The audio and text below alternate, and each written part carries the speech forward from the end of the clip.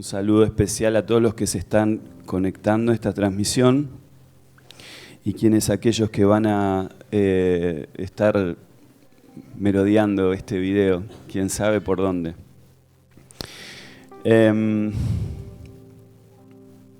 Estamos celebrando, hermanos, es una celebración.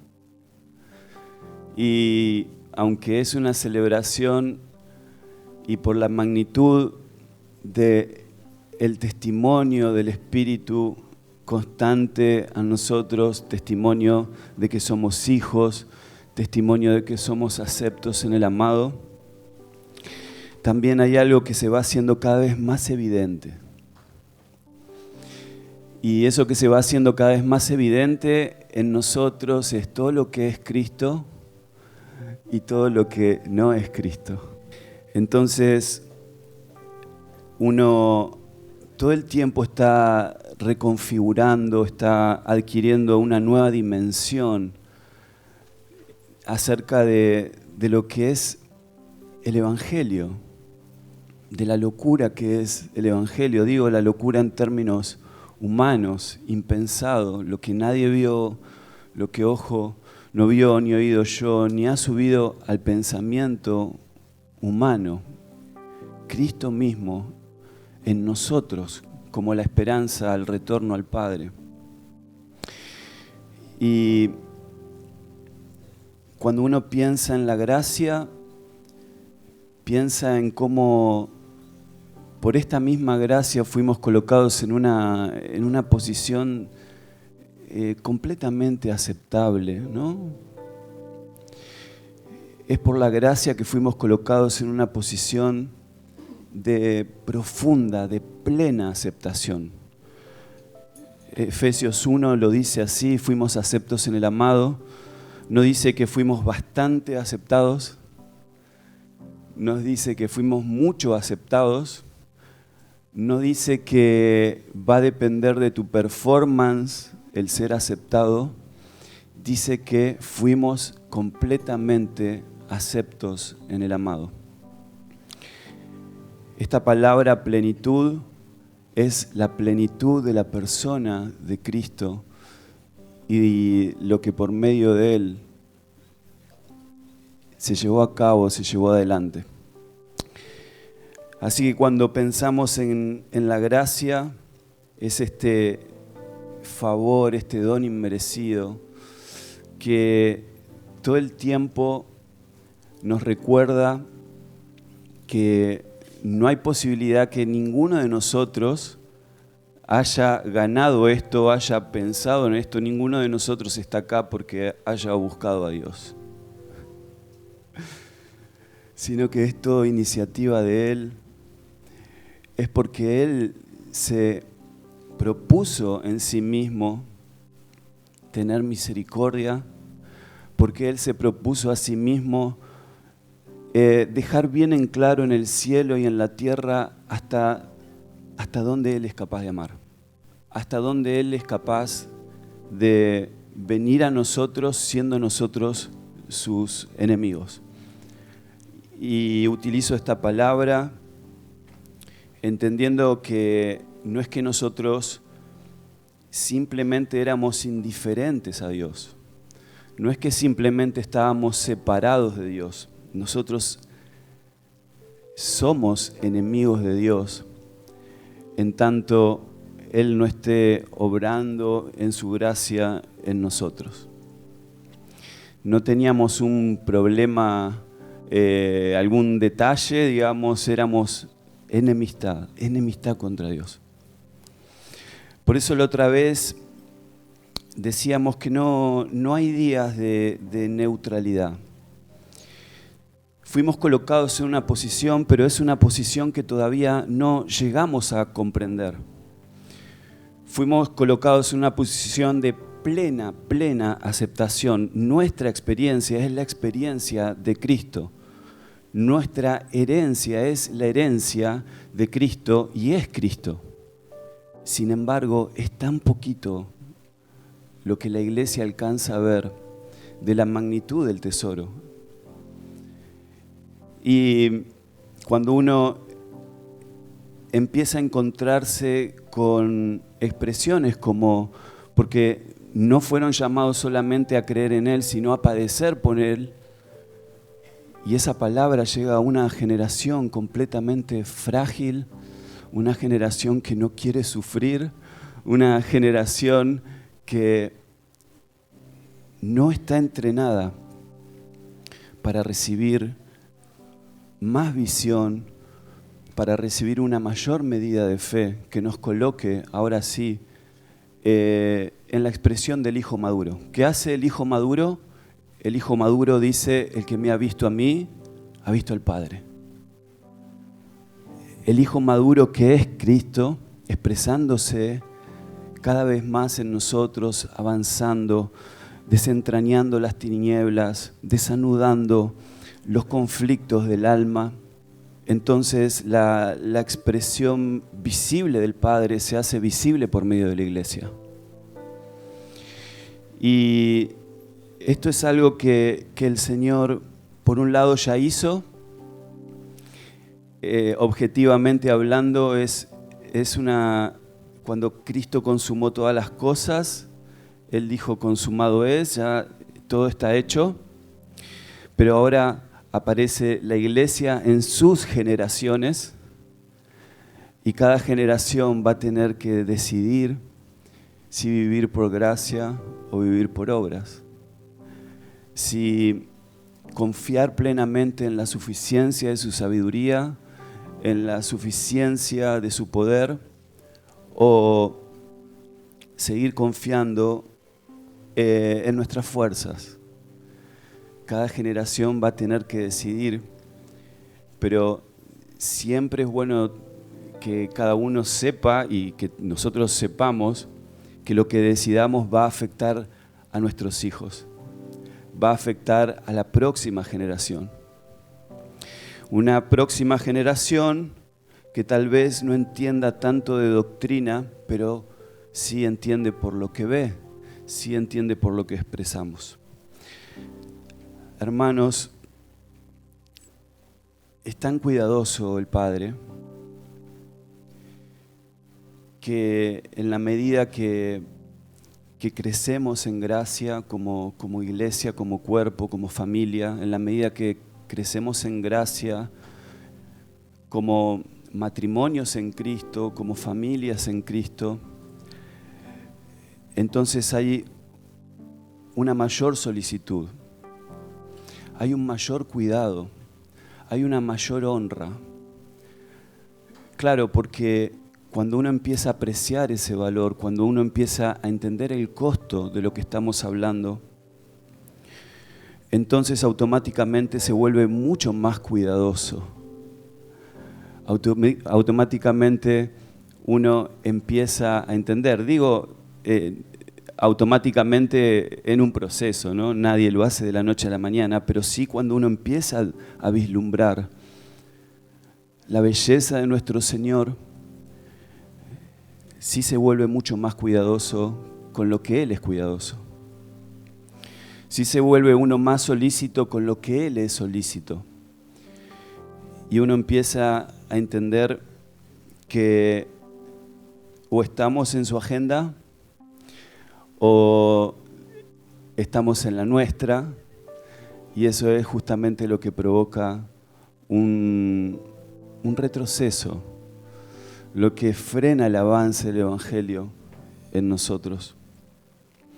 Hemos estado compartiendo algo, siguiendo como una hoja de ruta de la carta que le escribe Pablo a los hermanos de Corinto, y es muy tremendo porque Pablo le está escribiendo a una iglesia anímica. Pueden decir amén, ¿no? Una iglesia anímica. Una iglesia que se movió hacia sus percepciones, que está impregnada del filtro de lo que le gusta, de lo que no le gusta, de lo que le parece, de lo que no le parece, de sus propias preferencias. Y Pablo en el capítulo 3 escribió: hermanos, Yo planté, Apolo regó, pero ¿saben quién da el crecimiento? Es Dios. ¿Saben por qué? Porque ustedes no le pertenecen a nadie más que a Dios. Ustedes no le pertenecen a ningún pastor, digamos, a ningún apóstol. Ustedes son labranza de Dios. Y es Dios mismo el que está trabajando, por decirlo de alguna manera, en ustedes, para seguir con esta metáfora. Él está labrando la tierra. Y Jesús dijo, no importa cuánto ustedes se afanen, no pueden agregar a su estatura ni 1 centímetro. Así que es exactamente lo mismo. No hay algo que nosotros podamos hacer por pasar a la siguiente temporada. Pero como decíamos al principio, si bien no hay algo que nosotros podamos hacer, sí podemos frenar, sí podemos ser hostiles a la vida que hemos recibido, sí podemos frenar el avance y el progreso del Evangelio en mí, en mi familia, en la iglesia local y en una generación. Así que cuando Pablo está escribiendo esta carta, él está viendo el peligro de que una infancia se eternice en la iglesia de Corinto. Una iglesia que empezaba a tener su identidad por medio de lo que hacía, por medio de sus dones. Ellos tenían reuniones realmente muy estruendosas, había manifestaciones de todo tipo, había don de lenguas, y estamos hablando de cosas genuinas del Espíritu. Pero cuando recibimos salvación, pero no estamos creciendo en entendimiento, entonces, como niñitos, vamos a ligar nuestra identidad por medio de lo que hacemos. Vamos a ligar nuestra identidad por medio de la aprobación o la desaprobación de mis pares. Pero Pablo empieza a desanudar cada punto. Él empieza a revisar punto por punto y a decir, esto es un verdadero peligro. Si nosotros atamos nuestra identidad por lo que ocurre o no ocurre, va a ser un verdadero fracaso. Y la obra del Señor que comenzó en el Espíritu, ¿no es cierto?, va a terminar en una organización humana, en un esfuerzo humano. Así que, hermanos, Pablo está de alguna manera diciéndole, hermanos, hay tanto que tenemos que hablar, hay tanto porque nosotros recorramos el camino sin saltar etapas, sin creer que porque hay algo que yo haga puedo madurar más allá de los procesos que Dios nos propone. Es imposible hacer eso, no se puede. En cada etapa lo único en lo que podemos contribuir es recibir la palabra cada mañana con mansedumbre, gozarnos frente a esta realidad, frente a esta gracia, celebrar una vez más al Señor, participar de esta mesa, entendernos completamente aceptos en Él. No hay un solo día de tu vida que esa posición pueda variar o cambiar porque Él se lo propuso. Pero claro, es tanto lo que ignoramos que es mucho el peligro. Es tanto lo que ignoramos que es mucho el peligro. El peligro respecto de lo que nos fue concedido. El peligro de la mala praxis. El peligro de la inexactitud. El peligro de no entender el fruto de vida y el fruto de muerte que aún coexisten en nosotros. Todo lo que es una verdadera amenaza para la vida de Cristo en mí. Todo lo que se levanta como un faraón, ¿no es cierto?, y persigue aún a Cristo en mí. Hay una etapa muy peligrosa y es la etapa en donde ignoramos mucho. en donde todavía tenemos un pensamiento victimizado, en donde pareciera que somos víctimas de las circunstancias, víctimas de la iglesia, víctimas de Dios. Y eso es porque todavía no hay la suficiente luz del Evangelio poniendo de manifiesto todo lo que es Cristo en mí, pero todo lo que todavía no es Cristo en mí. Y eso se tiene que hacer cada vez más visible, cada mañana, cada día. Eso es un continuo suministro del Espíritu. Por un lado, haciéndonos temblar, pero por otro lado, consolándonos. Por un lado, entendiendo la magnitud de mi corazón, pero también alegrándome de su corazón, alegrándome de esta gracia, alegrándome de esta posición. Así que Pablo está diciendo, hermanos, no puedo hablar de lo que quería hablar, no hasta que todos no partamos de un mismo entendimiento, hasta que todos estemos experimentando el poder de la muerte de Cristo, el poder de la resurrección de Cristo, no hasta que la cruz deje de ser vana entre nosotros, una palabra repetitiva pero vacía, una palabra en la cual yo estoy familiarizado, en la cual yo soy experto porque he presenciado muchos talleres y congresos y la palabra de la cruz me la sé completa. Y Pablo dice, todo lo que está sucediendo es porque la cruz en ustedes está siendo desactivada y ustedes no se dan cuenta. Ustedes están privados de la luz porque no hay luz en el desorden, porque no hay luz en las tinieblas, porque lo que tiene que prevalecer es este espíritu de reconciliación que creo que oraba hoy ese. Claro, no se ve nada claro cuando no se parte de un espíritu de reconciliación. No se puede discernir con claridad cuando no hay paz, cuando no hay una conciencia limpia. Entonces todo se vuelve cuesta arriba. Y la carne tiene esta forma de operar que es una repetición constante, es un patrón repetitivo. Y Pablo dice, vamos a pasarnos toda la vida solucionando siempre los mismos errores. La pregunta es, ¿cuándo vamos a empezar a hablar de lo que tenemos que hablar? ¿Cuándo sobre nuestra mesa va a haber un alimento más sólido? ¿Cuándo otra vez tenemos que echar el fundamento del arrepentimiento de obras muertas, como dice Hebreos? ¿Hasta cuándo vamos a pensar que nuestro problema es algo que hacemos?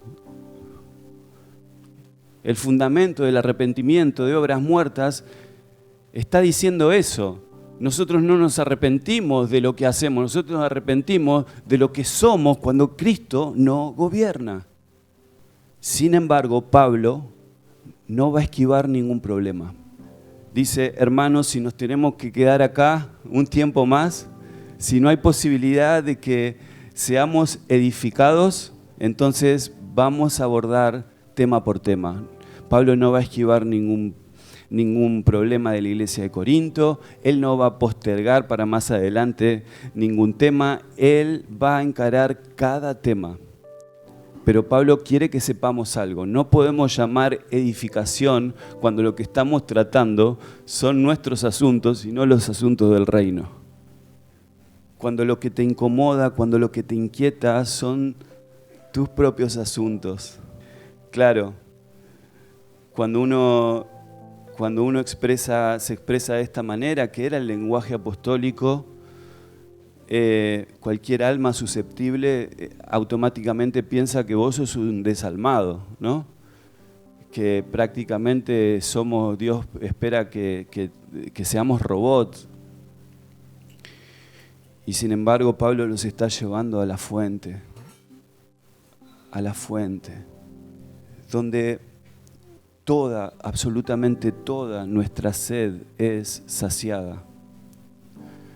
No importa cuál sea la circunstancia, no importa lo que te haya pasado, no importa cuál sea la historia de tu vida, hay una fuente de agua de vida eterna. Y es ahí donde el espíritu del buen pastor, que se expresa en Pablo, que se expresa en cualquier buen pastor, siempre te va a llevar a los delicados pastos.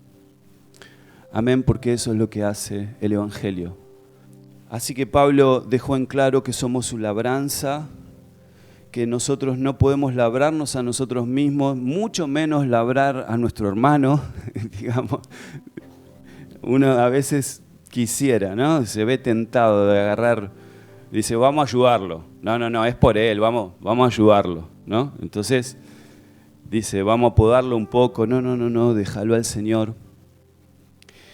Déjalo al Señor. Él es su obra. Lo que nosotros hacemos es colaborarnos, es regarnos, es considerar una y otra vez la posición en la cual estamos. Y luego Pablo empieza con una lista de asuntos, ¿no? Hablábamos la otra vez para los que estuvieron y decíamos, Pablo empezó tratando un problema serio, grave, y decíamos, en la iglesia, hermanos, sí suceden cosas graves. Por eso necesitamos estar atentos, por eso necesitamos entender cuando es el Espíritu el que está hablando y cuando es la carne la que se está manifestando. Porque necesitamos cotejar todo con la palabra, el testimonio del Espíritu y las Escrituras, ¿no? Como hacían los hermanos de Berea. Ellos oían y después iban a la palabra, pero no para empezar un espadeo bíblico, como tal vez hacen muchos, ¿no? Que dicen, no, vos dijiste ahí, y en realidad la palabra ahí en el griego, ¿no? Y yo digo, bueno, la verdad que aprendo un montón, pero la pregunta es si hay comunión entre vos y yo. La pregunta es si estamos viendo al mismo Señor, si nos estamos deleitando de las mismas cosas, o simplemente estamos exponiendo un punto de vista. Y había un hermano que había una situación de incesto muy seria, y Pablo trata ese tema y le dice a los hermanos, ¿no hay alguno entre ustedes?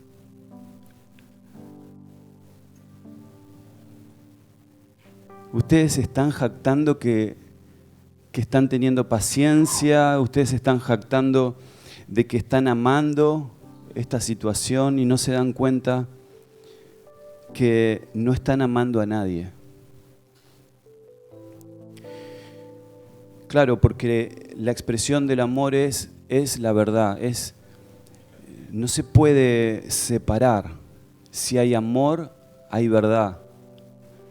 Si hay verdad sin amor, eso es legalismo, eso no salva a nadie. Pero si decimos que hay amor y no hay verdad, eso no es amor. Esas son nuestras emociones.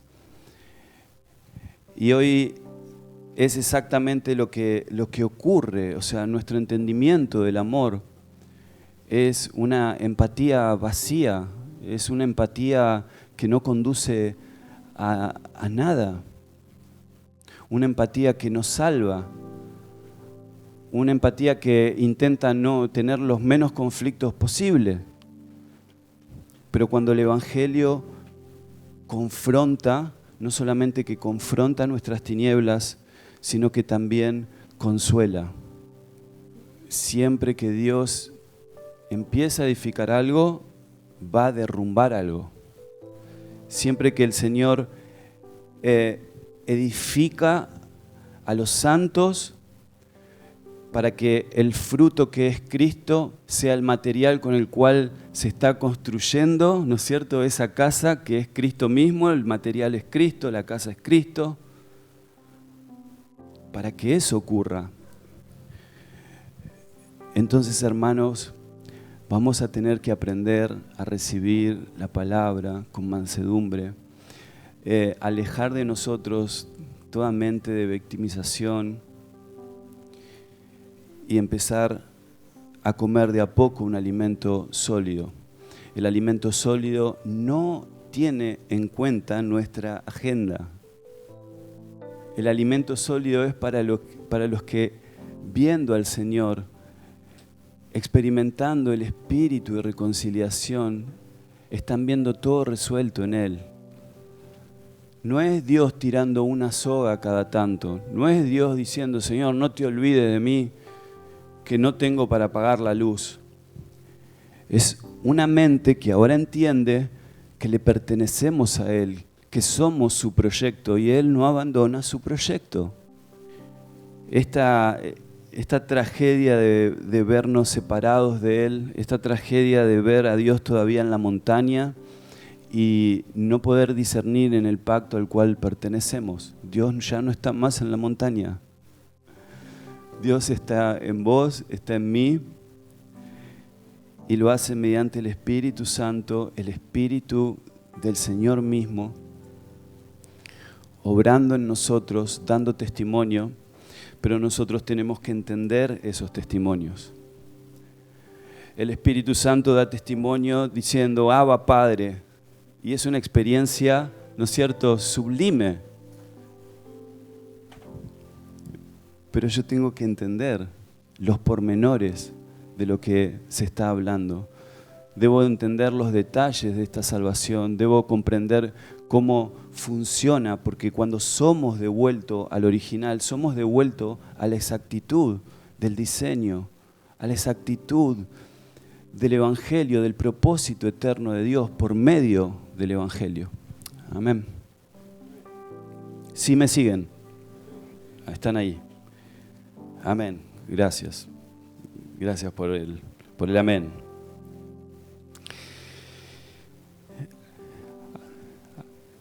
Estoy haciendo apenas un breve resumen de lo que estuvimos viendo.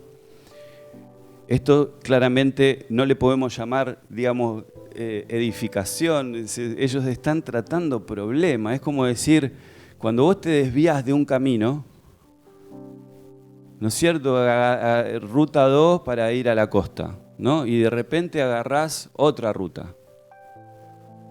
O sea, cuando vos te diste cuenta que te desviaste, volver a retornar, no le podemos decir que estamos avanzando, ¿no? Apenas estamos retornando, ¿se entiende? Pablo dice, hermanos, si nosotros seguimos en este patrón, si no se nos revela urgentemente la cruz de Cristo, y esto lo vamos a ver un poquito más adelante, si esto no se nos es revelado, entonces no vamos a poder pasar a la próxima estación, a la próxima temporada, ¿no? Esto es básico. Hermanos, esto la iglesia lo entendió. Los primeros 500 años la iglesia entendió la cruz. ¿Qué pasó? Hoy hablar de la palabra de la cruz, les diría que mayormente sos un bicho raro. Pero el Señor se está ocupando de eso. Amén. Y este evangelio está dando vuelta al mundo entero. Y nos alegramos también por eso. Pero vamos a avanzar un poquito, porque ahora estoy en 1 Corintios capítulo 6. Y otro de los puntos que Pablo está tratando, ¿no es cierto?, porque el catálogo de la carne es enorme. O sea, a ellos se les dio por dividirse, por pelearse,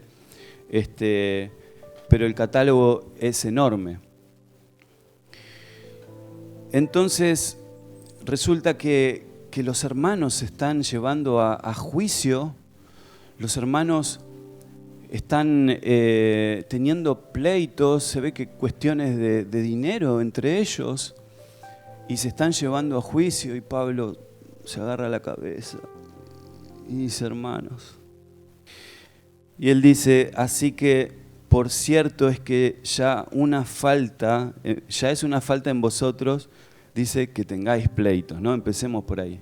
Ya que, digamos, no haya un espíritu de reconciliación manifiesto entre nosotros, ya, digamos,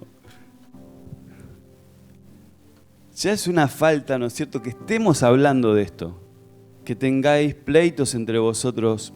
Y Pablo dice, hermanos, ¿por qué no sufrís más bien el agravio? No, los hermanos de Corinto dijeron, ¿cómo? ¿Sufrir el agravio? ¿Qué doctrina es esa? ¿Por qué no sufrís más bien el ser defraudados? Pero, de la manera en que ustedes están conduciendo, los que están cometiendo el agravio son ustedes mismos. Y defraudan, y esto es hacia los hermanos, esto es hacia el cuerpo de Cristo. Esto no le conviene al cuerpo. Y él continúa diciendo, ¿no saben que los injustos no van a heredar el reino de Dios? No erréis, ni los fornicarios, ni los idólatras, ni los adúlteros, ni los afeminados, ni los que se echan con varones, ni los ladrones, ni los avaros, ni los borrachos, ni los maldicientes, ni los estafadores heredarán el reino de Dios. Pablo está diciendo, la carne no puede heredar el reino de Dios. Cada vez que el poder de la cruz no está matando al viejo Adán, el viejo Adán no puede heredar el reino de Dios, o sea, es ingobernable. Y cada uno de nosotros no tiene que ignorar que el viejo Adán, aunque fue destronado, aún coexiste en nosotros. Y ninguno puede ignorar que cuando andamos en la carne, lo que estamos haciendo es levantando todo un sistema que Dios ya desechó y nosotros lo levantamos. Es un sistema, hermanos, que de vuelta no es indiferente a Dios, no, es enemigo de Dios.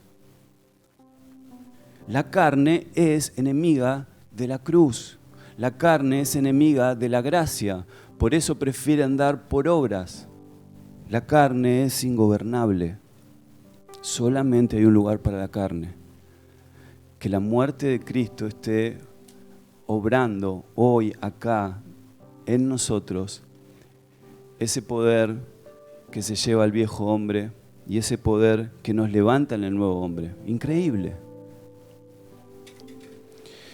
Cada vez que ustedes andan en la carne, desactivan el poder de la cruz, están activando todo un sistema que lo que hace es establecer nuestra propia justicia. Eso es lo que vemos acá, ¿verdad? Una iglesia, niñita, anímica, que todavía está reclamando sus derechos. Y si eso ocurre es porque muy poquito se nos reveló el Evangelio. ¿Tenés salvación en su nombre? Definitivamente. Pero Dios podrá hacer crecer el Cristo en nosotros, eso es otra cosa. Podremos ser esa expresión al punto de decir, el que nos ha visto a nosotros, ha visto al Padre.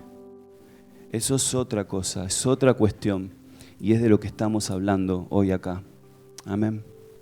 Pablo continúa y dice, y esto erais algunos. Él hizo una lista, no exhaustiva, pero lista al fin. No es una lista exhaustiva, sino que, de la manera en que podemos resumir eso es que la carne no puede deleitarse en su herencia. No la puede heredar, no puede hacer nada porque no hay contacto. Cuando digo carne no me refiero a esto, ¿no? ¿Estamos de acuerdo? Esto puede servir como un instrumento de justicia o de iniquidad. Cuando digo carne me refiero a una sustancia, a un viejo Adán, a una naturaleza de pecado. ¿Sí me siguen? Así que Pablo dice, y esto erais algunos. Pablo le está hablando a hermanos que cometieron incesto, que están caminando de una manera tan contradictoria al Evangelio, y sin embargo Pablo dice, y ustedes erais algunos estos, pero ustedes ya no son más eso. Dice, pero ya habéis sido lavados, ya habéis sido santificados, ya habéis sido justificados en el nombre del Señor Jesús y por el Espíritu de nuestro Dios. Ahora, hay algunos elementos que quisiera traer hoy, por lo cual me parece tan asombroso la declaración de Pablo. Me parece tan tremendo lo que Pablo está diciendo. Pero siguiendo con el flujo del texto, con lo que él está expresando acá, diciendo, la carne no hereda. No podemos disfrutar de nuestra herencia, no podemos disfrutar de Cristo mismo cuando es la carne la que está operando. Amén. Y él dice, hermanos, no es que su posición cambió. Ustedes eran, o sea, ustedes han sido lavados, han sido santificados, han sido justificados. Sin embargo, lo asombroso de lo que Pablo está diciendo es que cuando él habla de justicia de Cristo, justificados, cuando él habla de santificados, por lo general él habla de en la sangre de Cristo. Pero en este texto él no menciona la sangre, él menciona el nombre de Jesús. Y creo entender por qué lo está haciendo Pablo. Y si nosotros seguimos este entendimiento dado por el Espíritu Santo, hablándole a una iglesia anímica, infante, si nosotros entendemos que la cruz está siendo vana en medio de ellos, y Pablo de manera disruptiva habla de que nosotros fuimos justificados y santificados, y no menciona la sangre, sino que menciona el nombre de nuestro Señor Jesús. Ustedes ya no son más eso. Eso es lo que dice Pablo. Ustedes no son eso. Ustedes están caminando en contradicción a lo que son. Así que, hermanos, dejemos atrás lo que Dios ya dejó atrás. ¿Por medio de qué? Por medio de recibir esta gracia que opera la muerte de Cristo y su vida en mí, cada día, disponible. Permitan que la muerte de Cristo trate con lo que eran, para ahora sí vivir en lo que somos en Él. ¿Qué es lo que somos? Uno con Él. Uno con Él. Y Pablo menciona el nombre de Jesús y por un ratito no menciona la sangre. Y cuando uno entiende que vivir en el nombre del Señor Jesús significa que vivimos en su voluntad, en su sentir, en su temor. Vieron que en el nombre de Jesús uno puede hacer muchas cosas. Incluso cuando éramos chicos y uno oraba, decía, bueno, ¿qué es orar en el nombre de Jesús? Bueno, pedile a Dios lo que vos quieras y que firme Jesús. O sea, eso es en el nombre de Jesús, ¿no? Pero en el nombre de Jesús es en su voluntad, en su sentir, ¿no es cierto? En su justicia, en su santidad. Así que Pablo pasa de un hecho que ocurrió en la eternidad, y no quiero marearlos, a ver si me pueden seguir, hermanos, o yo me puedo expresar de la mejor manera. Pero Pablo no menciona la sangre, si bien el Cordero fue inmolado desde antes de la fundación del mundo, ¿no es cierto? Es algo eterno que ocurrió, pero se hizo efectivo hace 2000 años en la cruz del Calvario. Y Pablo no quiere que estos hermanos que se están moviendo por sus sentidos, ¿no es cierto?, no quiere dirigir su mirada a ningún hecho histórico. Pablo ni siquiera quiere llevarlos a la sangre de Cristo, porque lo que los hermanos necesitan entender es que la manera en que esa sangre que hace 2000 años se derramó en la cruz del Calvario, ¿no es cierto?, se aplica hoy a nosotros por medio del nombre de Jesús.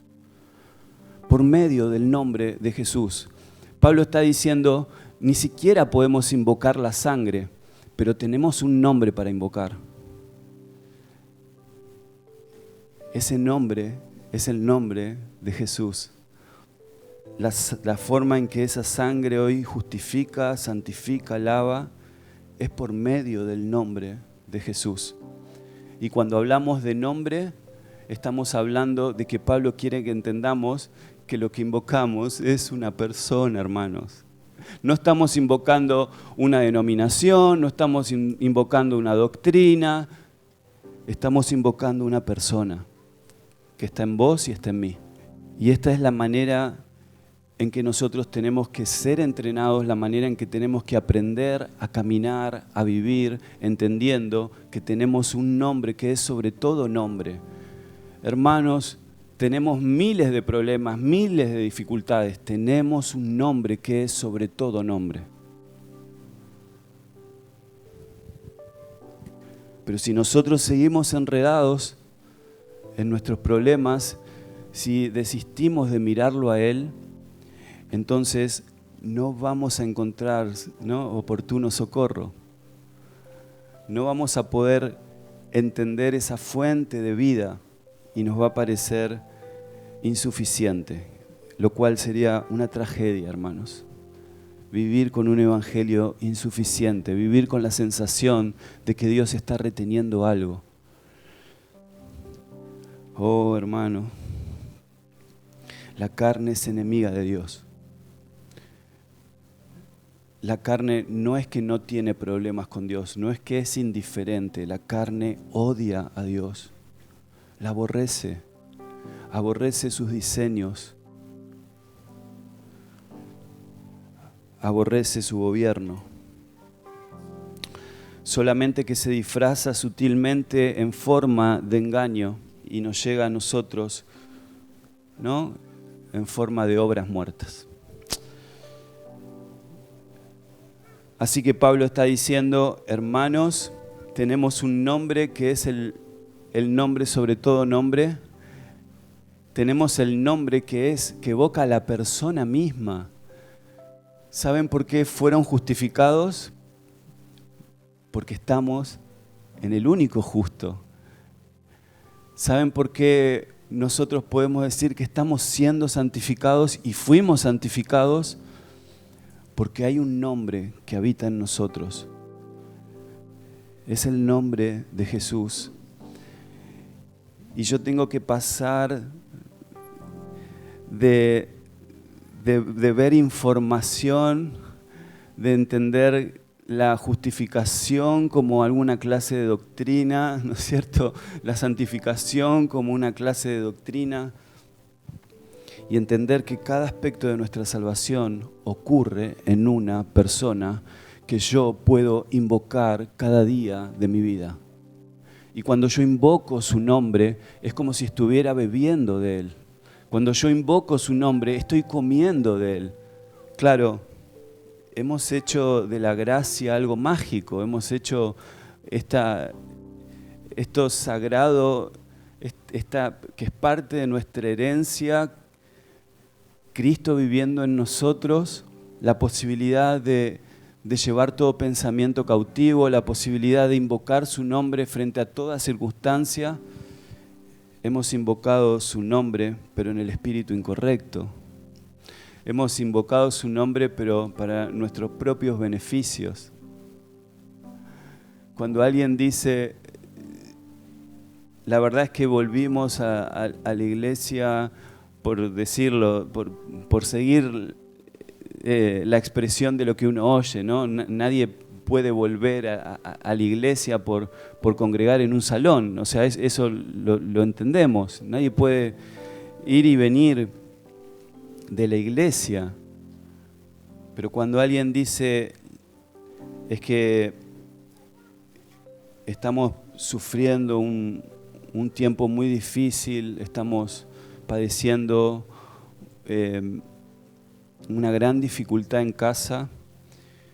Bueno, gloria a Dios que eso haya movido nuestro corazón para que nosotros volvamos a mirar al Señor, pero rápidamente tenemos que movernos de ahí. Pablo no quiere que invoquemos su sangre. Yo me acuerdo que en una época se aplicaba la sangre de Cristo, ¿no? No, tenés que aplicar la sangre de Cristo al auto, a la casa. O sea, éramos verdaderos curanderos, ¿no?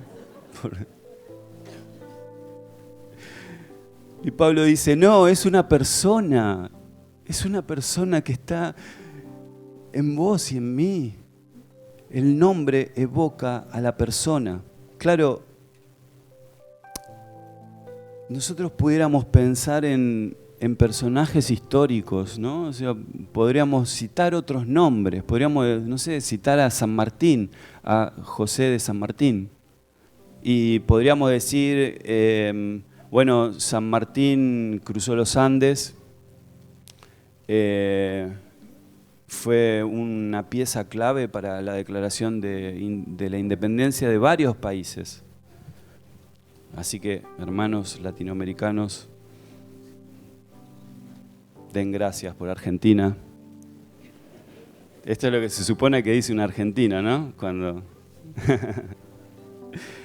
Pero lo que quiero decir es que un nombre mayormente está asociado por lo que hizo esa persona.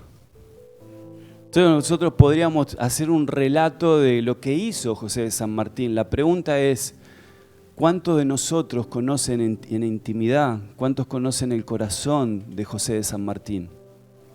Y Pablo es exactamente lo que está tratando con los hermanos de Corinto. No tenemos que conocer a Cristo según la carne, no tenemos que conocer cronológicamente lo que Él hizo nada más. Tenemos que conocer su corazón. Y para conocer su corazón tengo que entender, me tiene que ser revelado que Cristo está en mí. Y que yo soy parte de Él, soy una misma sustancia con Él, pero somos dos personas. Vivimos en una misma sustancia, en un mismo espíritu, en una misma voluntad cuando Él gobierna. Y mi conocimiento de Él no es una cronología de lo que Él hizo, nada más. Mi conocimiento de Él es porque yo aprendí a invocar su nombre. Aprendí a tener comunión con Él. Aprendí a conocerle. En la abundancia y en la escasez, ¿no? Cuando las cosas están saliendo más o menos como las espero y cuando las cosas se ponen de cabeza. Un nombre que es sobre todo nombre. Y esto erais algunos, mas ya habéis sido lavados, ya habéis sido santificados, ya habéis sido justificados en el nombre del Señor Jesús. Pablo habla del tiempo pasado, pero es exactamente lo que está ocurriendo hoy aquí. Cristo presente es ese nuevo pacto, es ese suministro de justicia. ¿Sí me entienden? Es el suministro de santidad. Yo soy uno con Él, pero no somos lo mismo. Y tenemos que aprender a invocar su nombre para abrazar su voluntad, para vivir conforme a lo que Él dice que es el Evangelio y cómo eso actúa en nosotros. Amén. No quiero avanzar mucho más. Quiero dejar hasta acá para luego retomar, si les parece. Pero quería sumar este elemento a todo lo que Pablo viene diciendo, que por supuesto que es un montón y en la medida que Dios lo permita lo vamos a ir abarcando. Pero esta es la hoja de ruta, esto es lo que el Espíritu Santo está hablando, hermanos. Y espero que lo recibamos con gozo, lo recibamos de brazos abiertos, que esto verdaderamente sea una verdadera celebración en nuestro corazón para todo lo que el Señor está diciendo. Amén. ¿Les parece si nos ponemos de pie un segundito?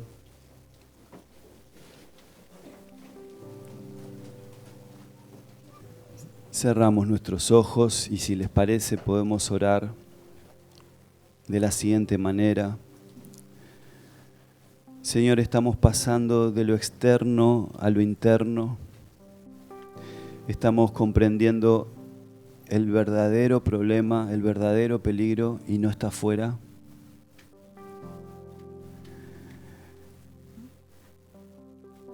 Señor, no hay posibilidad que si nosotros nos dedicamos a conocerte, a entenderte, no hay posibilidad que vos no te reveles a nosotros.